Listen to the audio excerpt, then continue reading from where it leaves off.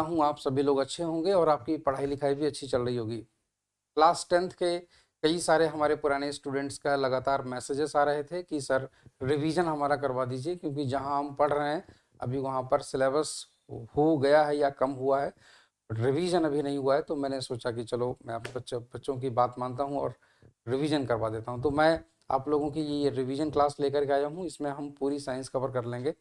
दूसरी चीज़ कि हम लोग कुछ मॉडल पेपर भी करेंगे जो आपके एग्जाम्स के बिल्कुल एकदम हूबहू उसी तरीके से होंगे जिस लेवल के क्वेश्चंस आपके एग्जाम में आते हैं। ठीक है, तो हमसे जुड़े रहिएगा और इस वीडियो को आप लोग ज़्यादा से ज़्यादा लोगों तक शेयर जरूर करिएगा। ठीक है, तो आज हम लोग सबसे पहले रिवाइज करेंगे, जानेंगे लाइट के बारे में। तो प्यारे बच्चों, लाइट का ये जो आपका चैप्टर है रिफ्लेक्शन और रिफ्रैक्शन, तो इसमें हम लोग जानते हैं सबसे पहले लाइट के बारे में। देखिए लाइट क्या है, लाइट के बारे में जब हम लोग बात करते हैं, लाइट क्या है? लाइट एनर्जी का एक रूप है, ऊर्जा का एक रूप है। कह सकते हैं कि जिस तरीके से तमाम प्रकार की ऊर्जाएं होती हैं उनके अलग अलग रूप होते हैं। विद्युत ऊर्जा हो गई, ध्वनि ऊर्जा हो गई, मतलब इलेक्ट्रिकल एनर्जी, साउंड एनर्जी। ठीक उसी तरीके से तुम्हारी एक लाइट एनर्जी भी होती है। लाइट एनर्जी कह सकते हैं कि ये एनर्जी का एक फॉर्म है। इससे एक खास बात हमें खास फायदा मिलता है, वो ये है हमें किसी भी वस्तु को देखने के लिए लाइट की ही ज़रूरत होती है। इसीलिए हम ये कह सकते हैं कि लाइट हमें देखने में मदद करती है। ठीक है ना? अच्छा, दूसरी चीज़, कैसे दिखाई देती हैं वस्तुएं? जब कभी भी किसी भी टॉर्च से, किसी बल्ब से, किसी लाइट के सोर्स से निकलने वाली लाइट जाकर के किसी ऑब्जेक्ट पर गिरती है, तब उस ऑब्जेक्ट पर वो लाइट गिरने के बाद वापस हमारी आंखों पर आकर के गिरती है, टकरा करके वापस आती है लाइट। तो हमें वो ऑब्जेक्ट वहां पर दिखाई देने लगता है, हमारी आंखें सेंस करती हैं। और अगर कभी ऐसा हो कि आपने लाइट रे डाली मगर लाइट रे वापस नहीं आई, तो उस जगह पर हमें ब्लैक दिखाई देता है, कुछ भी दिखाई नहीं देगा। ये बोलें कि वस्तु हमें ब्लैक कलर की दिखाई देने लगती है। तो इसीलिए प्रकाश का होना बहुत ज़रूरी है, लाइट का होना बहुत ज़रूरी है अगर हम किसी भी वस्तु को देखना चाहते हैं तो। दूसरी चीज़, लाइट जो होती है वो एक नेचर शो करती है अपनी। और लाइट की खास बात है, लाइट रे किसी सरफेस से टकरा के वापस भी आती है। लाइट रे किसी सरफेस से टकरा के वापस भी आती है। जब लाइट रे वापस आती है हम लोग उसे एक नाम देते हैं रिफ्लेक्शन। दूसरी चीज़, ये जो शब्द आप लोग सुनते हैं रे, इसका मतलब क्या होता है? रे, लाइट एक्चुअली में जहाँ से जनरेट होती है, जहाँ से निकलती है लाइट, उससे किसी भी दिशा में अगर वो चलना शुरू करती है तो सिर्फ उसी दिशा में चलती है, एक ही दिशा में, यूनिडायरेक्शनल। इसीलिए हम उसे लाइट रे कहते हैं। रे का मतलब ही होता है सिंगल डायरेक्शन। क्लियर? दूसरी चीज़ कि लाइट की कुछ प्रॉपर्टीज होती हैं, उनके बारे में हम लोग जानते हैं। लाइट कौन कौन सी प्रॉपर्टीज को शो करता है, कहने का मतलब प्रकाश के कौन कौन से गुणधर्म हैं। हम अगर इसे पहले से जाने तो कहेंगे कि प्रकाश एक विद्युत चुंबकीय तरंग है। विद्युत चुंबकीय तरंग, जी हाँ। जिस तरीके से हमारे मोबाइल फ़ोन के सिग्नल, टीवी के सिग्नल, एफएम के सिग्नल, रेडियो के सिग्नल ये सभी होते हैं, ठीक उसी तरीके से प्रकाश भी एक प्रकार की वैसी ही तरंग है। मगर प्रकाश की सहायता से हम वस्तुएं देख पाते हैं, बाकी की जो तरंगें होती हैं उनकी सहायता से हम वस्तुओं को देख नहीं पाते। ठीक है, तो इसीलिए हम लोग इन्हें ये कह सकते हैं कि इन वेव्स की हेल्प से हम लोग किसी भी ऑब्जेक्ट को हम लोग देखने में हेल्प लेते हैं। ठीक है, दूसरी चीज़ क्या होता है कि लाइट एक ऐसी एनर्जी है जिसके एक जगह से दूसरी जगह तक जाने के लिए हम लोगों को किसी भी मीडियम की कोई ज़रूरत नहीं होती है। मीडियम का मतलब होता है मटेरियल। जी हाँ, अगर आपसे ये कहा जाए कि इलेक्ट्रिकल एनर्जी को, विद्युत ऊर्जा को एक जगह से दूसरी जगह तक अगर आपको भेजना है तो आप कहेंगे कि सर हमें बिजली के तारों की ज़रूरत पड़ेगी। मगर लाइट के लिए किसी भी चीज़ की ज़रूरत नहीं होती है। ना तो आपको कांच की ज़रूरत है, ना आपको हवा की ज़रूरत है, ना आपको किसी भी मेटेलिक वायर की ज़रूरत है, ना प्लास्टिक की ज़रूरत है, किसी चीज़ की ज़रूरत नहीं है। फिर आप ये कहेंगे कि सर हमारे चारों तरफ तो हवाएं हैं, वहाँ पर लाइट चलती है? तो बिल्कुल चलती है। लाइट ट्रेवल कर सकती है, ये मैंने ये नहीं कहा है कि लाइट यहाँ ट्रेवल नहीं कर सकती। जहाँ भी पार्टिकल्स के बीच में दूरियां ज़्यादा होंगी वहाँ पर से लाइट निकल जाएगी। बट एक बात याद रखिएगा कि लाइट बिना मीडियम के भी चल देती है। इसका सबसे अच्छा एग्जाम्पल है, सूरज हमारी पृथ्वी से बहुत दूर है, मगर फिर भी सूरज से चलने वाली प्रकाश की किरणें हमारी पृथ्वी तक आ जाती हैं। अंतरिक्ष में कुछ भी नहीं है, फिर भी वहाँ से लाइट रेज चल के आती हैं। लाइट खुद कभी दिखाई नहीं देती, मगर लाइट जिस ऑब्जेक्ट पर जाकर के गिरती है वो ऑब्जेक्ट हमें दिखाई देता है। ठीक है ना। दूसरी चीज कि लाइट जो होती है वो हमेशा स्ट्रेट पाथ पर ही चलती है, स्ट्रेट पाथ पर। अब आप ये कहेंगे कि सर हमने लाइट को मुड़ते हुए देखा है, तो मैं आपसे ये कहूंगा कि लाइट कभी भी कर्व पर नहीं चलती, किसी वक्र पर नहीं चलती है। अगर कभी कुछ रास्ता इस तरीके का बनाया गया है कर्व शेप में, वक्राकार कोई रास्ता बताया गया है, बनाया गया है, तो उसमें भी लाइट जिगजैग शेप में चलती है, मगर चलेगी स्ट्रेट पाथ पर ही, स्ट्रेट लाइन पर। ठीक है ना। दूसरी चीज, लाइट शैडो बनाती है। शैडो का मतलब लाइट परछाई उत्पन्न कर देती है। कोई अगर व्यक्ति सामने खड़ा हुआ है, कोई वस्तु अगर है, तो उस पर पीछे से अगर कोई रोशनी डालेगा, तो अगर वो वस्तु अगर पारदर्शी नहीं है, ट्रांसपेरेंट नहीं है, तो उस पर से लाइट रेज बाहर नहीं निकल पाएंगी, बाहर नहीं निकल पाएंगी, जिसकी वजह से उसकी शेडो बन जाती है। क्योंकि आजू बाजू से तो लाइट रेज निकल जाती है, मगर उस ऑब्जेक्ट को पार नहीं कर पाएगी, तो उसकी शेडो बनेगी वहां पर। ठीक है ना। दूसरी चीज, लाइट की स्पीड के बारे में जब भी बात होती है, तो लाइट की स्पीड वैक्यूम में सबसे ज़्यादा होती है। जी हाँ, लाइट की स्पीड वैक्यूम में सबसे ज़्यादा होती है। लाइट की स्पीड हर उस मीडियम में ज़्यादा होगी जहाँ पर ऐसे पार्टिकल्स बहुत कम मिलेंगे जो लाइट से टकराएं। वैक्यूम में कुछ भी नहीं है, इसी वजह से हम ये कहते हैं कि लाइट की स्पीड वैक्यूम में सबसे ज़्यादा होती है। दूसरी चीज़, लाइट की स्पीड सबसे ज़्यादा जो होती है वो होती है वैक्यूम में, और उसकी वैल्यू होती है 3 लाख किलोमीटर पर सेकेंड। उसकी वैल्यू 3 लाख किलोमीटर पर सेकेंड होती है। जी हाँ, 3 लाख किलोमीटर पर सेकेंड। मतलब समझिए कि 1 सेकेंड में 3 लाख किलोमीटर चल सकती है लाइट। सोचो जरा कि 30 किलोमीटर दूर क्या होता है, और उसमें आप आगे जो है 4 जीरो अगर आप और जोड़ दीजिए, 3 लाख, इतने किलोमीटर 1 सेकेंड में ट्रेवल कर जाती है। आपको पता है कि सूर्य से प्रकाश पृथ्वी तक 8 मिनट 31 सेकेंड या 32 सेकेंड लगभग लगता है आने में।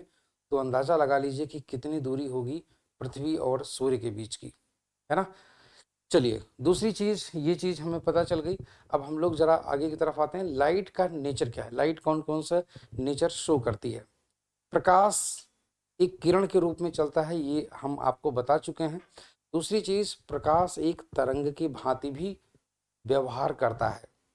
प्रकाश छोटे छोटे कणों की भांति भी व्यवहार करता है। मतलब लाइट के दो नेचर होते हैं, कहा गया है इसे ड्यूअल नेचर ऑफ लाइट। जब आप क्लास 12th में आएंगे तब आप मॉडर्न फिजिक्स पढ़ेंगे, जिसे बोलते हैं आधुनिक भौतिकी। वहां पर मैं आपको पढ़ाऊंगा कि लाइट दो तरीके से बिहेव करती है, कैसे, और उसकी पूरी चीजें बताऊंगा। यहाँ पर आपके लिए इतना जानना जरूरी है कि लाइट दो तरीके से बिहेव करता है, एक तरंग के रूप में, और इसका एक उदाहरण है कि ऐसी कौन सी प्रकाश की घटना है जो प्रकाश के तरंग होने का प्रमाण देती है, जो प्रूफ करती है कि लाइट एक वेव है, और वो है इंटरफेरेंस और डिफ्रैक्शन। मतलब इंटरफेरेंस को हिंदी में बोलते हैं व्यतिकरण, और डिफ्रैक्शन को बोलते हैं विवर्तन। तो ये घटनाएं हैं प्रकाश की जो ये सिद्ध करती हैं कि प्रकाश एक तरंग के रूप में भी काम करता है। दूसरी चीज कि प्रकाश छोटे छोटे कणों से मिलकर बना होता है, जिन्हें फोटोन कहते हैं। ये इतने छोटे होते हैं कि ये हमें दिखाई तक नहीं देते। जी हाँ, और ये बहुत सीधे रास्ते पर चलते हैं।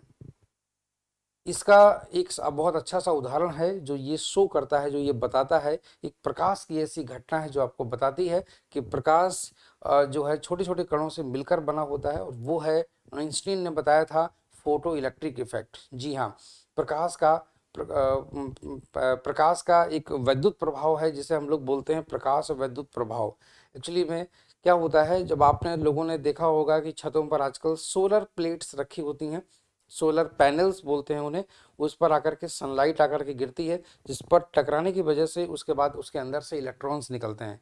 ये इलेक्ट्रॉन्स फ्लो होते हैं और इस तरीके से उसके सरफेस पर नेगेटिव, एक सरफेस पर पॉजिटिव जो है पोटेंशियल डेवलप हो जाता है और हम लोग उसको बैटरी से जोड़ देते हैं, बैटरी हमारी चार्ज हो जाती है। तो इस तरीके से हम लोग देखते हैं कि ये जो आजकल फोटो इलेक्ट्रिसिटी जो जनरेट होती है वो ऐसे ही जनरेट होती है। जी हाँ, तो फोटो इलेक्ट्रिक इफेक्ट बिल्कुल आपके पार्टिकल नेचर को एक्सप्लेन करता है। इसको हम लोग ऐसे भी समझ सकते हैं, किसी टोकरी में अगर हम लोग ढेर सारी बॉल्स को ला करके रख दें और एक भारी बॉल हम लोग क्या करें, उनको खूब तेजी से इस तरीके से उस गेंदों में मारें जो टोकरी में रखी हुई हैं, तो ऑब्वियस सी बात है आपकी एक गेंद मारने से हो सकता है कि दो गेंदें बाहर निकल आए, हो सकता है तीन, या हो सकता है एक गेंद उसके बाहर निकल आए। ठीक वैसे ही किसी भी मेटल में अगर कोई भी फोटोन जाकर के गिरता है, उसके सरफेस पर टकराता है, तो फोटोन के पास में काइनेटिक एनर्जी है, गतिज ऊर्जा है, वो जाकर के इलेक्ट्रॉन्स को देता है, इलेक्ट्रॉन बाहर फट से निकल आते हैं।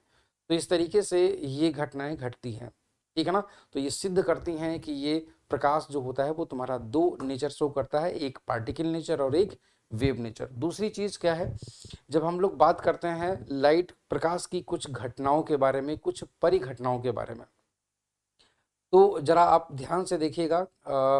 आप लोग देख पा रहे होंगे इस डायग्राम में, यहाँ पर जो डायग्राम आपको दिख रहा है, ये देख रहा है डायग्राम, यहाँ पर एक मिरर लिया गया है। मिरर मतलब दर्पण, जो प्लेन मिरर है, ठीक है ना, ये प्लेन मिरर है। एक शब्द होता है नॉर्मल, जिसे बोलते हैं अभिलंब।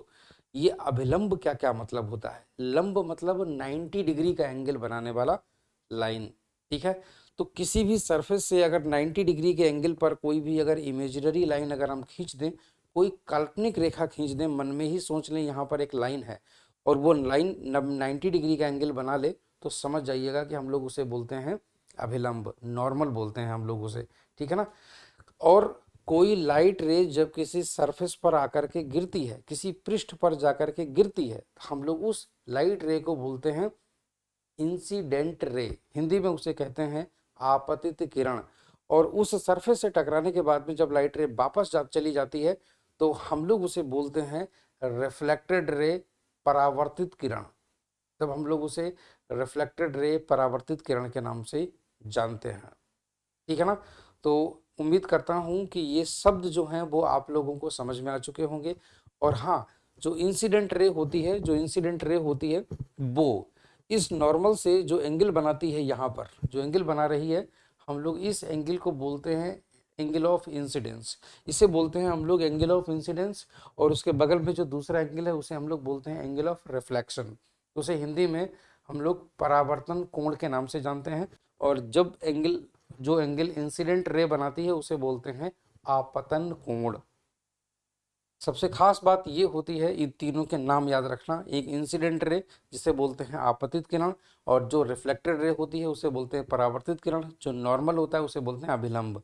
तो ये तीनों रेज हैं तुम्हारी, इंसिडेंट रे, रिफ्लेक्टेड रे और नॉर्मल, ठीक है ना।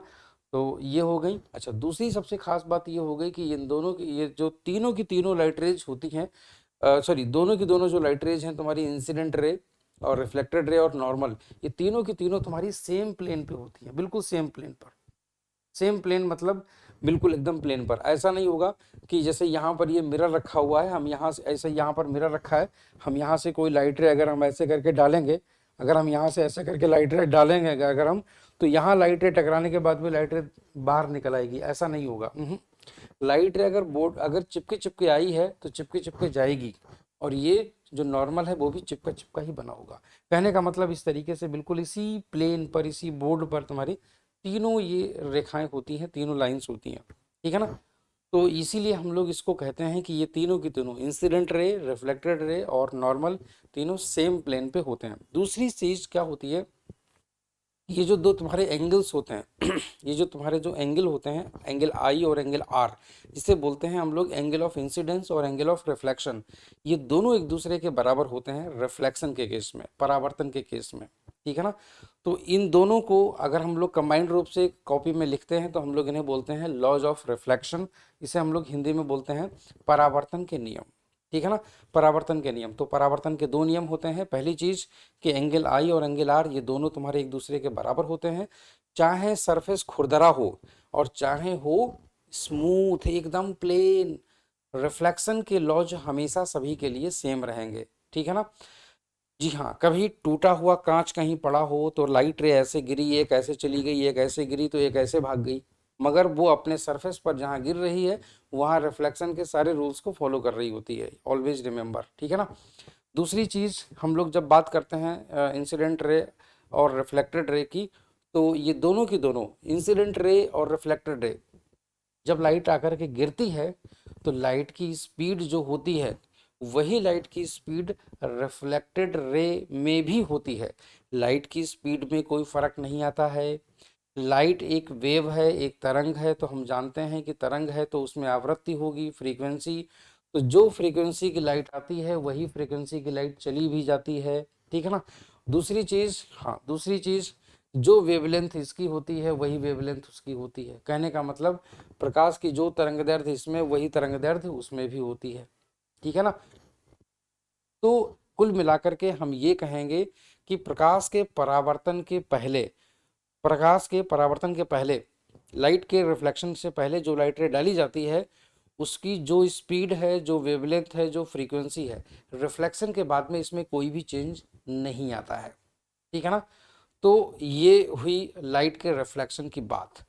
जितने भी मिरर होते हैं, जिनको हम लोग दर्पण कहते हैं, चेहरा देखने वाला दर्पण, ये तुम्हारे रिफ्लेक्शन के फिनोमेना पर काम करते हैं, रिफ्लेक्शन पर ही काम करते हैं, ऐसे कह सकते हो कि परावर्तन की घटना पर काम करते हैं। इनके बारे में हम लोग अगली वीडियो में चर्चा करेंगे। तो आप लोगों को करना क्या है, इस वीडियो को ज़्यादा से ज़्यादा अपने दोस्तों तक शेयर करिए, और हाँ, आपको ये वीडियो कैसी लगी ये ज़रूर हमें बताइएगा कमेंट बॉक्स में कमेंट करके, ठीक है। मैं दिन में हो सकता है कि 2 वीडियो आप लोगों के लिए डेली अपलोड कर दूं। Thank you so much. ये डिपेंड करेगा कि आप लोगों का रिस्पॉन्स कैसा है, ठीक है। तो चलिए फिर इस वीडियो में इतना ही। Thank you so much, bye bye, take care.